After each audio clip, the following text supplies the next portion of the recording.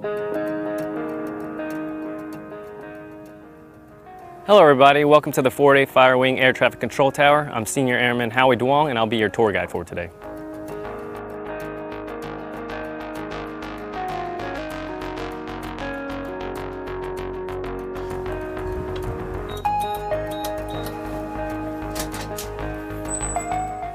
Because of the COVID restrictions, I'm going to be putting on my mask now.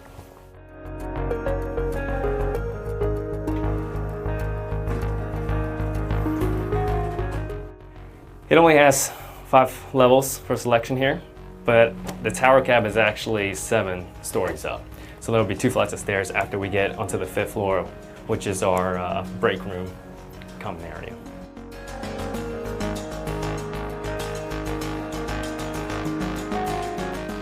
Now that we've made it to the top, here's a little bit about what we do. Air traffic control is one of the most important jobs in the United States Air Force. We are responsible for ensuring the safety of pilots and aircraft and personnel on the ground near the runway. In this air traffic control tower, we have 5 controller positions, starting with the flight data position, ground control position, local control position, coordinator position, and finally the watch supervisor position. So we'll be starting with the first position, flight data position. The control in the position is responsible for receiving calls from agencies such as airfield management, the fire department, crash, maintenance.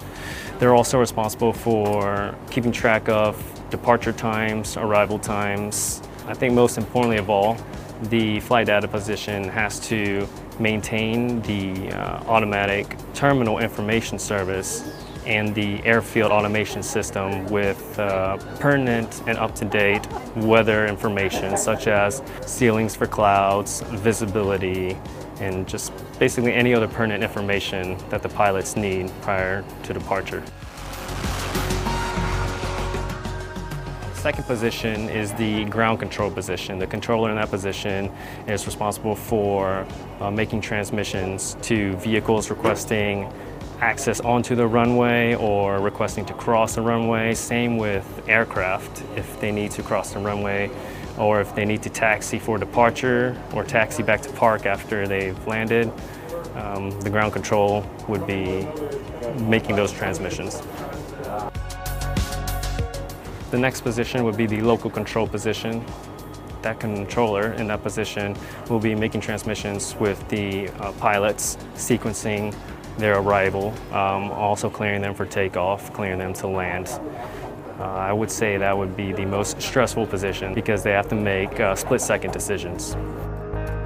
The next position is the coordinator position. That position is usually open to alleviate the stress and high volume of traffic for the local control.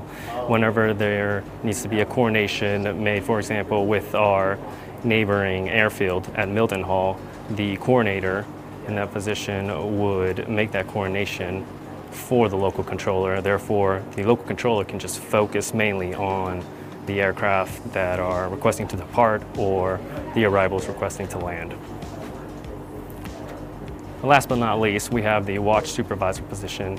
The watch supervisor is basically the last eyes and ears of the tower cab.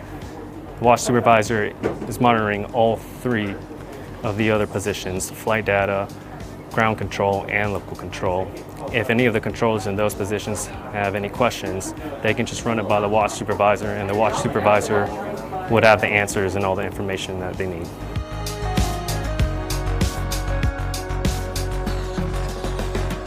They are the supervisors of flying. They are the operations group representative. Basically a liaison for us when it comes to anything pertaining to the flights themselves, the aircraft, the pilots. If you were here, you would be able to walk out onto our balcony and see the base from our perspective.